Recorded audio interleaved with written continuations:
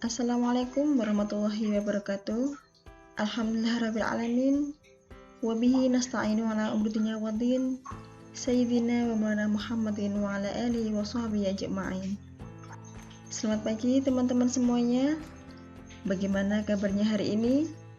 Semoga kita senantiasa dalam keadaan sehat, selalu bersemangat, sehingga bisa menjalankan perkuliahan hari ini dengan baik. Oke, kita lanjutkan pada pembahasan kita pada mata kuliah pembelajaran akidah akhlak untuk prodi PAI. Hari ini merupakan pertemuan yang kedua dengan topik kajian kurikulum akidah akhlak. Seperti yang saya sampaikan minggu lalu, bahwa pertemuan kedua ini adalah materi yang pertama dan akan langsung saya sendiri akan menyampaikan. Oke, untuk kajian kurikulum akidah akhlak, kita tinjau dulu. Sebenarnya akidah akhlak itu apa sih? Walaupun pada semester sebelumnya kalian sudah mendapatkan mata kuliah akidah akhlak, yang tentu kalian sudah mendalami konten dari akidah akhlak dengan sangat baik. Karenanya pada pertemuan kedua ini saya akan memaparkan cukup singkat saja tentang akidah akhlak. Sebagaimana yang kita ketahui bahwa akidah akhlak itu merupakan bagian dari pendidikan agama Islam. Jadi bersamaan dengan Al-Quran hadis, sejarah kebudayaan Islam, fikih, itu merupakan bagian dari pendidikan agama Islam. Akidah akhlak itu muncul sebagai mata pelajaran jika lembaga itu adalah lembaga naungannya Kementerian Agama. Misalkan Madrasah Ibtidaiyah, Madrasah Tsanawiyah, Madrasah Aliyah, atau bahkan di pondok pesantren. Namun untuk pendidikan formal yang non-Kementerian Agama, maka akidah akhlak itu include pada mata pelajaran pendidikan agama Islam. Kajian tentang akidah itu merupakan akar pokok agama. Jadi syariah, fikih, ibadah, muamalah, dan akhlak bertitik tolak dari akidah, yakni sebagai manifestasi dan konsekuensi dari keimanan dan keyakinan hidup. Sedangkan akhlak dapat diartikan sebagai hal-hal berkaitan dengan sikap, perilaku, dan sifat-sifat manusia dalam berinteraksi dengan dirinya, sesama manusia, dengan Tuhan maupun dengan makhluk yang lain. Selanjutnya kajian tentang kurikulum. Karena pembahasan kita adalah kurikulum akidah akhlak. Sekarang kita tinjau dulu tentang kurikulum. Tentu sudah tidak asing lagi bagi kalian mengenal kata kurikulum, karena sudah mendapatkan mata kuliah pengembangan kurikulum, telaah kurikulum. Tentu hal ini sudah tidak asing lagi di telinga kalian. Namun akan saya ulang sekilas saja untuk kalian mengingat kembali apa setelah kalian pelajari pada semester yang lalu. Kurikulum berdasarkan Undang-Undang Nomor 20 Tahun 2003 tentang Sistem Pendidikan Nasional atau Sisdiknas, yaitu seperangkat rencana dan pengaturan mengenai tujuan, isi, dan bahan pelajaran, serta cara yang digunakan sebagai pedoman penyelenggaraan kegiatan pembelajaran untuk mencapai tujuan pendidikan nasional. Jadi, pada kurikulum inilah semua perencanaan dalam pembelajaran yang tertuang dalam perangkat pembelajaran itu ditentukan. Jadi, kurikulum itu sebagai pedoman dalam penyelenggaraan kegiatan pembelajaran, yang mana pada kurikulum itu nanti akan termuat ide-ide atau gagasan, rencana-rencana tertulis yang tertuang dalam dokumen kurikulum, maupun kebijakan-kebijakan lain yang bertujuan untuk mencapai tujuan pendidikan nasional. Lalu, untuk tujuan pendidikan nasional itu sendiri itu seperti apa? Dan apa kaitannya dengan akidah akhlak? Kajian tentang tujuan pendidikan nasional, yang mana tujuan pendidikan nasional itu untuk mengembangkan kemampuan dan membentuk watak serta peradaban bangsa yang bermartabat dalam rangka mencerdaskan kehidupan bangsa, bertujuan untuk berkembangnya potensi peserta didik agar menjadi manusia yang beriman dan bertakwa kepada Tuhan Yang Maha Esa, berakhlak mulia, sehat, berilmu, cakap, kreatif, mandiri, dan menjadi warga negara yang demokratis serta bertanggung jawab. Jika kita lihat dari tujuan pendidikan nasional tersebut, Maka, akidah akhlak memiliki peran yang penting di sini dalam membentuk akhlak. Karena di sini tertera bahwa ingin menjadikan peserta didik menjadi manusia yang berakhlak mulia, mandiri, kreatif. Semua itu termasuk dalam akhlakul karimah. Selanjutnya untuk ruang lingkup akidah akhlak. Ini saya ambil dari jenjang MTS dan jenjang MA. Mengapa? Karena pada kenyataannya untuk prodi PAI IAIN Kediri lebih cenderung untuk program-program magang maupun yang lainnya ke jenjang MTS dan MA. Untuk jenjang MTS, akidah akhlak di Madrasah Sanawiyah ada suatu mata pelajaran PAI yang merupakan peningkatan dari akidah dan akhlak yang telah dipelajari oleh peserta didik di Madrasah Ibtidaiyah. Oke, jadi kelanjutan dari mata pelajaran akidah dan akhlak yang telah dipelajari oleh peserta didik pada tingkat atau jenjang Madrasah Ibtidaiyah ataupun PAI di sekolah dasar. Peningkatan tersebut dilakukan dengan cara mempelajari kajian tentang rukun iman. Semua pengetahuan ini dibuktikan dengan dalil-dalil nakli maupun dalil akli. Itu untuk jenjang MTS. Selanjutnya untuk jenjang MA, mata pelajaran akidah akhlak di Madrasah Aliyah adalah salah satu mata pelajaran pendidikan agama Islam yang merupakan peningkatan dari akidah dan akhlak yang telah dipelajari oleh peserta didik di Madrasah Sanawiyah atau SMP. Kalau di SMP namanya PAI. Peningkatan tersebut dilakukan dengan cara mempelajari dan memperdalam akidah akhlak sebagai persiapan untuk melanjutkan ke pendidikan yang lebih tinggi dan untuk hidup bermasyarakat dan atau memasuki lapangan kerja. Jadi, mata pelajaran akidah akhlak ini untuk jenjang MA adalah kelanjutan dari MTS di atas. Dan lebih luas lagi untuk mata kuliah akidah akhlak di jenjang MA itu sebagai persiapan masuk ke pendidikan tinggi atau perkuliahan.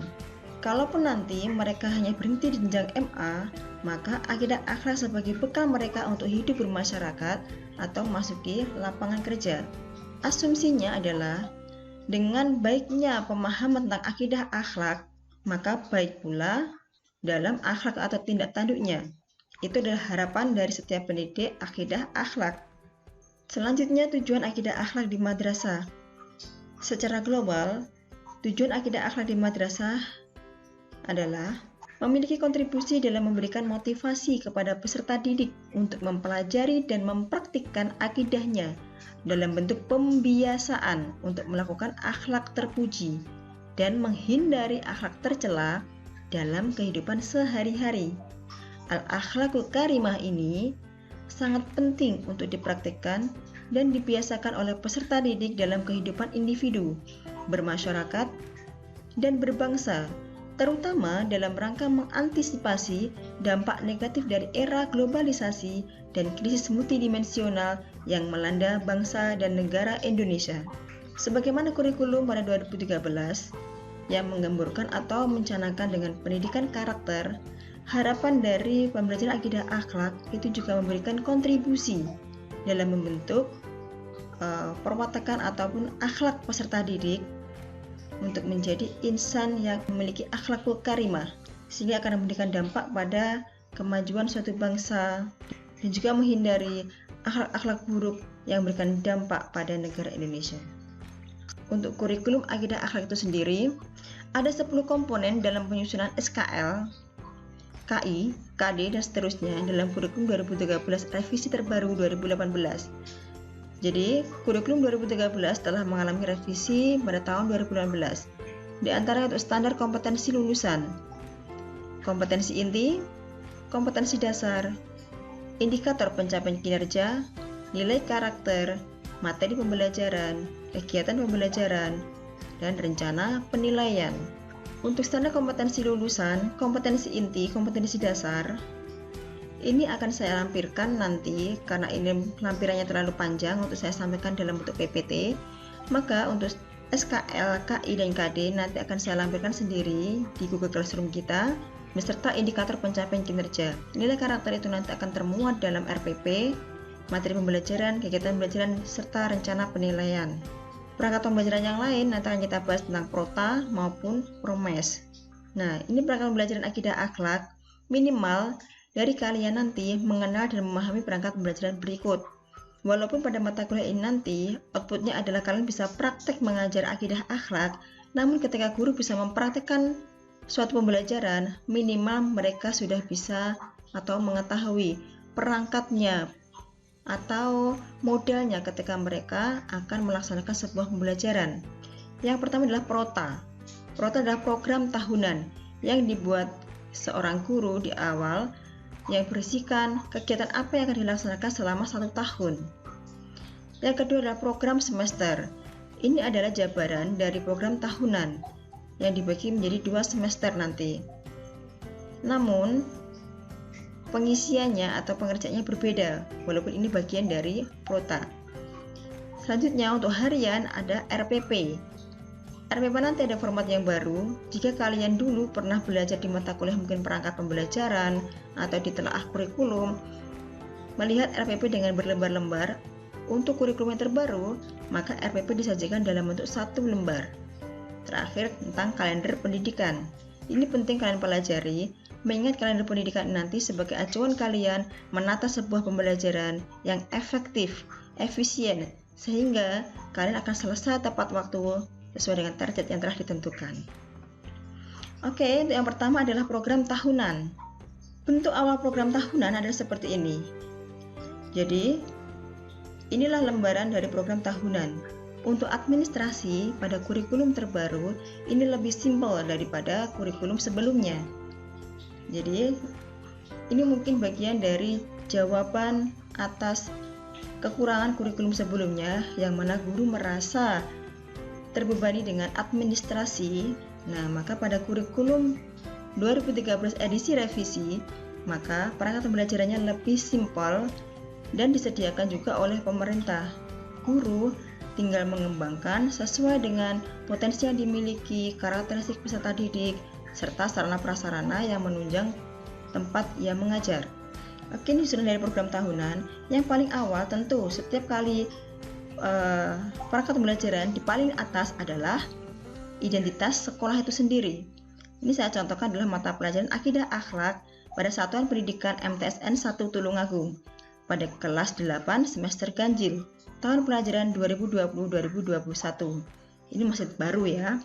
Jadi program tahunannya yang atas adalah identitas lembaga atau identitas sekolah. Lanjut di bawahnya adalah kompetensi inti, KI. KI itu jumlahnya hanya 4, tidak ada KI 5, 6, dan 7. Pernah di semester lalu saya mengajarkan kepada mahasiswa untuk membuat RPP. Nah, KI-nya ada 5.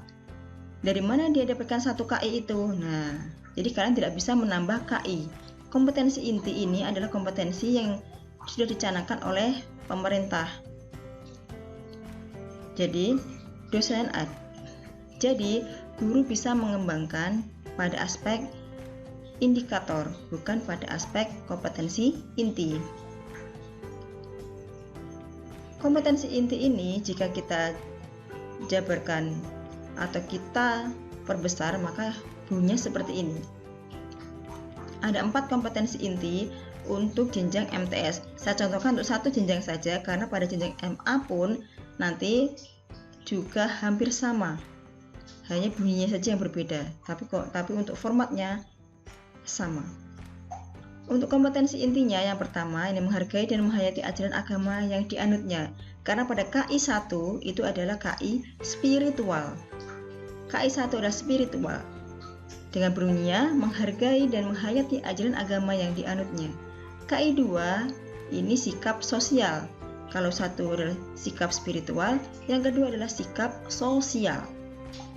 Nah, bunyinya di sini menghargai dan menghayati perilaku jujur, disiplin, tanggung jawab, peduli, toleransi, gotong royong, santun, percaya diri dalam berinteraksi secara efektif dengan lingkungan sosial dan alam dalam jangkauan pergaulan dan keberadaannya.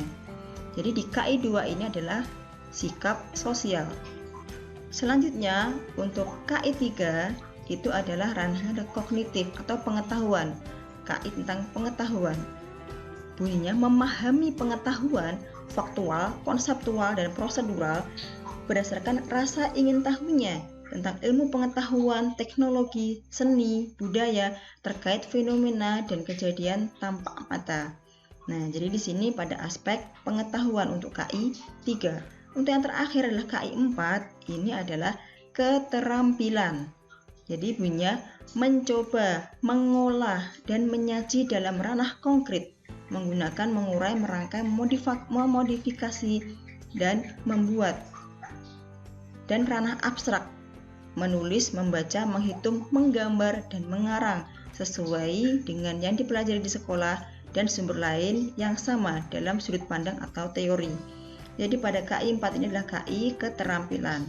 Saya ulang kembali, untuk KI 1 adalah sikap spiritual, KI 2 sikap sosial, KI 3 pengetahuan, KI 4 keterampilan. Itu ya. Jadi untuk komponen dari program tahunan, yang pertama tadi identitas, di bawahnya adalah kompetensi inti. Lalu untuk selanjutnya ada kompetensi dasar. Ini kalau diperbesar seperti ini. Saya ambil paling atas, ini untuk bawah-bawahnya ini kurang lebih formatnya sama seperti ini ya. Selanjutnya ada kompetensi dasar, yang mana jawaban dari kompetensi inti. Arti dari kompetensi dasar ini adalah untuk 1.1, kompetensi dasar itu ciri-cirinya adalah 2 digit angka di depan ini. Kalau KI kan cuma 1 seperti ini. Kalau kompetensi dasar ada 2 digit seperti ini. 1.1 berarti adalah kompetensi dasar yang merupakan turunan dari KI 1, menghayati keutamaan Al-Quran. Berarti ini untuk mencapai KI 1. Kemudian kompetensi dasar yang kedua, 2.1, mengamalkan sikap kecintaan kepada Al-Quran, mengamalkan sikap. Nah, berarti untuk duanya ini adalah 2.1 merupakan turunan atau untuk mencapai KI 2 ini tadi. Ini merupakan kompetensi dasar untuk kompetensi inti ranah sikap sosial. Selanjutnya yang ketiga, 3.1, memahami sejarah, hakikat, dan keistimewaan Al-Quran. Jadi dari kata kerjanya saja sudah bisa kita lihat memahami, berarti dari aspek pengetahuan, KI 3. Makanya KD-nya 3.1. Terakhir, mengkomunikasikan contoh bukti-bukti keistimewaan Al-Quran. Ini merupakan aspek keterampilan 4.1. Kodenya 4. 4 ini berarti pada kompetensi inti ranah yang keempat, keterampilan. Karena di kompetensi dasar itu 2 digit, maka 4.1. Selanjutnya untuk materi, nah ini materinya. Materi ini pada umumnya ada 1 bab. Jadi pada satu kotak seperti ini misalnya ada 1 bab Al-Quran dan keistimewaannya. Yang mana ini alokasi waktunya, alokasi waktu untuk pelaksanaan dari KD ini dan materi ini adalah 6 JP, 6 jam pelajaran. Yang mana pada pelaksanaannya untuk materi Al-Quran dan keistimewaannya ini adalah 6 JP. Untuk 1 kali pertemuan itu biasanya 2 jam pelajaran. Jadi kalau 6 jam pelajaran ini habis dalam 3 kali pertemuan. Jadi bisa dipahami ya, untuk 6 jam pelajaran atau 6 JP ini untuk 3 kali pertemuan, karena pada 1 kali pertemuan hanya 2 jam pelajaran. Itu untuk prota. Selanjutnya kita ke program semester yang merupakan bagian dari program tahunan. Program semester tampilannya berbeda dengan program tahunan. Bukan berarti pada program semester bagian dari program tahunan, maka program tahunan dibagi menjadi 2. Bukan seperti itu, melainkan formatnya berbeda. Jadi format pada program semester adalah sebagai berikut. Tetap pada atasnya itu merupakan identitas lembaga atau identitas sekolah. Lalu di bawahnya ada kompetensi dasar tadi 1.1, 2.1, 3.1, 4.1 seperti di awal tadi. Kalau tadi itu ada 6 jam pelajaran, mungkin sama bisa menggunakan nanti 4 jam pelajaran. Jadi tadi beda sekolah ya, jadi tergantung sama nanti menatanya, mau 6 jam pelajaran atau 4 jam pelajaran. JTM itu sama dengan JPL ya, ini jam tatap muka, kalau JPL tadi jam pelajaran, tapi intinya sama. Dan nanti cara pengisiannya begini, misalkan 1.1 menghayati keutamaan Al-Quran. Kapan ini dilaksanakan? Dilaksanakan pada Juli minggu ketiga misalkan. 2.1 mengamalkan sikap kecintaan kepada Al-Quran. Nah, ini dilaksanakan kapan? Oh, ini pada Juli, minggu yang keempat, centang sini, ding gitu, dicentang sini, ding gitu ya, sampai pada berikutnya. Dan pastikan semua ini tercentang dalam kalendernya di sini nanti. Jangan sampai ada satu kompetensi dasar yang terlupakan atau tidak tercentang di sini nanti. Oke, jadi pada waktunya rentangnya Juli sampai Desember nanti. Nah, nanti bisa kalian isikan di minggu keberapa ini akan dilaksanakan, atau 1, 2 ini 1.1 dan 2.1 semuanya sama-sama di minggu ketiga bulan Juli.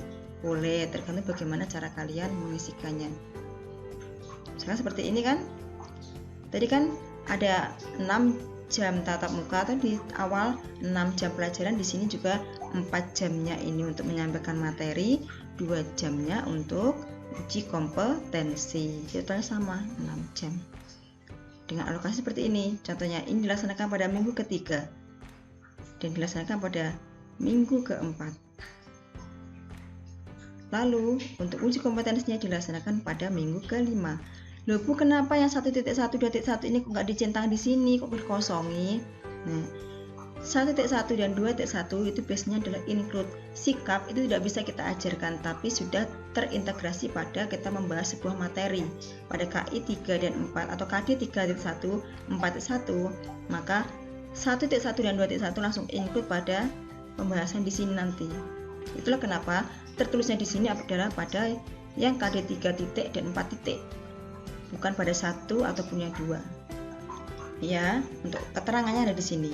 Jadi 4 JTM itu artinya adalah 4 kali 40 menit. 2 JTM 2 kali 40 menit. Karena untuk jenjang MTS 1 JTM itu adalah 40 menit. Kalau jenjang SMA atau MA itu 45. Gitu ya, selisih 5 menit. Kalau di pendidikan dasar itu 35 menit. Oke. Cukup mudah kan dalam mengisi program semester? Saya yakin kalian nanti bisa. Nah, seperti ini. Ini nanti lanjut bisa dicentang ataupun ditulis dengan 222 seperti ini. Karena satu kali pertemuan adalah 2 JTM atau 2 JPL. Oke, lanjut. Selanjutnya kita ke RPP. RPP yang akan kalian buat nanti formatnya adalah seperti ini. Jadi perhatikan ya, kalian nanti akan buat RPP sesuai dengan praktek kalian nanti atau RPP yang sudah ditentukan untuk topiknya. Jadi RPP-nya bisa diperhatikan, RPP kita lebih simpel, hanya 1 lembar RPP-nya. Kalau dulu kalian buat RPP berlembar-lembar sampai 7 lembar dulu, maka untuk sekarang RPP-nya cukup 1 lembar saja. Lalu apa saja isinya? Silahkan diperhatikan dulu ya. Di awal judul, rencana pelaksanaan pembelajaran. Atau mungkin kalian masih ada yang ragu, RPP itu apa atau mau lupa. Biasanya ada rancangan pelaksanaan pembelajaran atau nanti rencana perkuliahan. Nah, RPP itu adalah rencana pelaksanaan pembelajaran. Hal yang sepele tapi terkadang kalian lupa dan membuat kalian malu nanti ketika magang ataupun PPL nanti. RPP-nya Mas, RPP itu apa Mas? RPP itu apa Mbak? Apa ya kemarin, rancangan apa ya? Pelaksanaan rancangan pembelajaran. Nah, jadi untuk RPP itu rencana pelaksanaan pembelajaran. Tetap di atas adalah judulnya seperti ini. Kemudian bawahnya identitas sekolah. Dibentuk dalam tabel seperti ini. Sekolah MTSN 1 Tulungagung, mata pelajaran akidah akhlak, kelas, semester, alokasi waktu, KD. KD-nya ada KD berapa? 3.1 dan 4.1 dituliskan di sini. Jadi KD itu tidak dituliskan bunyinya KD, karena bunyinya KD itu sudah ada pada program semester atau program tahunan di awal tadi.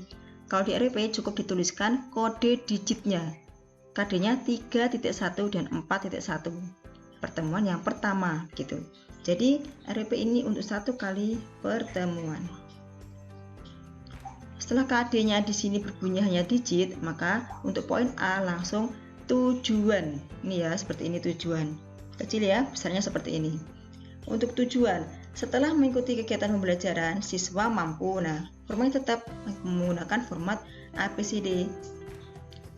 Jadi setelah mengikuti kegiatan pembelajaran itu adalah C-nya siswa adalah A-nya, mampu apa? Nah, ini adalah B-nya, behaviornya. Menghayati keutamaan Al-Quran sebagai kitab suci Allah, menunjukkan perilaku yang mencerminkan kecintaan kepada Al-Quran, memahami sejarah diturunkannya Al-Quran, dan seterusnya. Itu adalah tujuan pembelajarannya. Dari mana dapatnya tujuan pembelajaran ini? Ya kita lihat tadi, KD-nya apa. Nah dari KD itu indikatornya seperti apa. Nah setelah kita tentukan indikator, maka muncullah tujuan pembelajaran seperti ini. Jadi ini tidak menyimpang dari KD yang telah ditentukan tadi, KD 3 dan 4. Loh Bu, kalau yang 1-2-nya bagaimana? 1.1, 2.1 tadi, itu include di dalamnya sini. Jadi tidak harus tuliskan. Nah, ini ya di sini ya. Selanjutnya, setelah tujuan ada langkah-langkah pembelajaran. Jadi langkah-langkah pembelajaran itu ada kegiatan pendahuluan, inti, dan penutup. Namun sebelumnya di langkah-langkah pendahuluan, langkah-langkah pembelajaran ada media dan alat bahannya. Menggunakan apa ketika akan mengajar ke siswa? Karena ini musimnya pandemi, maka kebanyakan dari mereka menggunakan e-learning madrasah, YouTube maupun video. Jadi untuk YouTube, video, e-learning itu sudah berjalan mulai jenjang MTS dan MA. Bahkan di sekolah dasar pun atau MI pun sudah mulai berjalan e-learning maupun YouTube. Jadi kalau kalian mahasiswa masih keberatan dengan ini, nah masa kalah sih dengan MTS dan MA yang jenjangnya jauh di bawah kalian. Gitu ya, jadi kita harus lebih inovasi lagi, lebih bagus lagi. Itu harapan kita bersama. Selanjutnya untuk alat bahannya bisa menggunakan penggaris, video papan tulis, laptop atau infocus, HP, Android tentunya. Itu untuk medianya. Selanjutnya kita lanjutkan untuk langkah-langkahnya tadi. Untuk langkah-langkahnya itu yang pertama tentang pendahuluan. Isinya di kegiatan belajar itu pasti ada pendahuluan, kegiatan inti, dan kegiatan penutup. Gitu ya. Untuk kegiatan pendahuluan ini di sini. Di pendahuluan itu ada PPK-nya. PPK itu apa? Penguatan pendidikan karakter. Jadi ada karakternya di sini. Peserta didik memberikan salam, berdoa, menyanyikan lagu nasional. Jadi ada PPK-nya di sini. Cinta tanah air. Nah, religius. Nah, begitu. Lalu ada pembiasaan. Guru mengecek kehadiran peserta didik, menyampaikan tujuan, menyampaikan garis besar cakupan materi, jadi memberikan acuan, kemudian memberikan motivasi. Nah, itu ya. Itu kegiatan pendahuluan.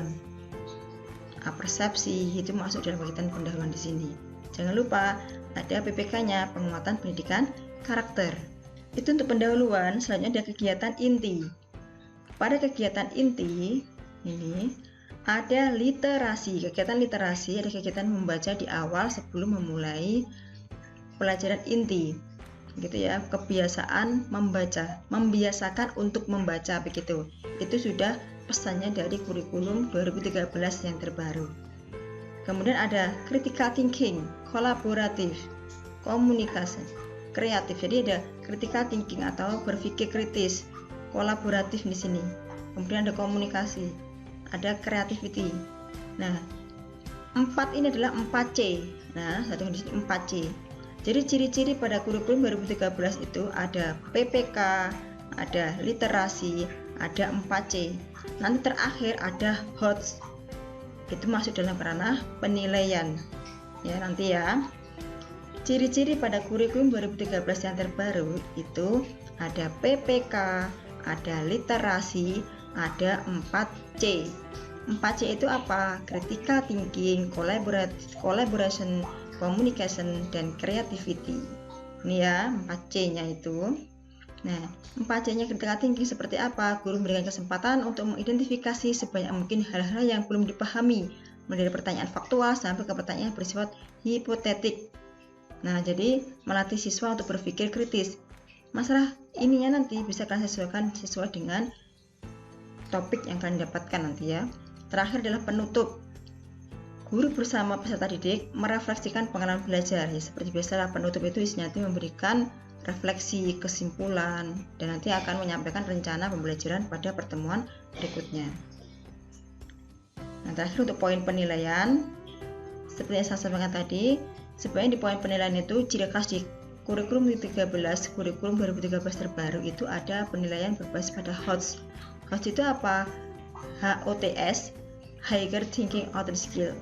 Jadi di situ adalah pemikiran yang tingkat tinggi, bukan lot maupun mod, tapi hot gitu ya, higher, tingkat tinggi. Nanti kan kalian pelajari mungkin sudah ya di mata kuliah evaluasi pembelajaran, biasanya sudah diajarkan di situ.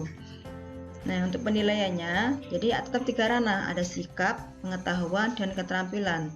Jadi ada afektif, kognitif, dan psikomotor. Penilaian dari 3 aspeknya. Hanya ditulis demikian aja, jadi tidak dituliskan bagaimana rubriknya, bagaimana pertanyaannya, itu tidak dituliskan, hanya seperti ini penulisan pada RPP yang terbaru. Oke, selanjutnya kita beralih dari RPP ke kalender pendidikan. Tentu kan sudah tidak asing lagi kan dengan warna-warna merah, kuning, hijau, dan sebagainya pada kalender pendidikan ini. Di kalender pendidikan itu ada beberapa warna dan itu ada maksudnya, ada keterangannya. Saya rasa kalian sudah tidak asing lagi. Saya hanya perlu menekankan pada kolom yang merah-merah ini. Yang pertama ini ada semester ganjil 131 hari, semester genapnya 120 hari. Ini apa maksudnya? Jadi pada semester ganjil itu ada 131 hari yang efektif untuk pembelajaran. Semester genapnya ada 120 hari untuk efektif pembelajarannya. Selanjutnya di sini ada hari efektif fakultatif dengan jumlah 3 hari. Pada hari efektif fakultatif ini artinya hari itu efektif namun tidak dilaksanakan pembelajaran KBM seperti biasa. Biasanya hari efektif fakultatif itu digunakan untuk kegiatan milad atau kegiatan lain yang siswanya masuk tapi tidak melaksanakan kegiatan pembelajaran. Oke, selanjutnya yang harus kalian perhatikan lagi adalah libur hari besar. Yang mana libur hari besar itu dimulai tanggal 13 Juli sampai tanggal 31 Desember. Itu jika dihitung ada banyak sekali, sehingga nanti ini akan menjadi acuan kalian ketika menyusun program semester. Jangan sampai pembelajaran kalian tidak selesai karena planning kalian nanti tidak melihat libur hari besar ini. Oke, itu untuk kalender pendidikan ya, dan saya rasa tidak asing lagi bagi kalian. Dan ini nanti ketika kalian menjadi guru pun akan kalian lihat pertama sebelum kalian menyusun perangkat pembelajaran yang lain selain silabus. Nah, ini nanti ya beberapa hal atau beberapa lampiran yang akan saya berikan ke kalian sehingga nanti untuk bekal kalian menyelesaikan atau mempelajari lebih lanjut tentang kurikulum akidah akhlak. Untuk minggu depan kita sudah mulai ke praktikum. Jadi untuk kelompok 1 minggu depan sudah mulai praktek mengajar ya. Nah, mungkin untuk hari ini cukup sekian ya. Kita akhiri perkuliahan kita. Jika ada pertanyaan silahkan tuliskan di kolom komentar ataupun di Google Classroom kita. Oke, cukup sekian dari saya. Ada kurangnya saya mohon maaf. Akhirul kalam. Wassalamualaikum warahmatullahi wabarakatuh.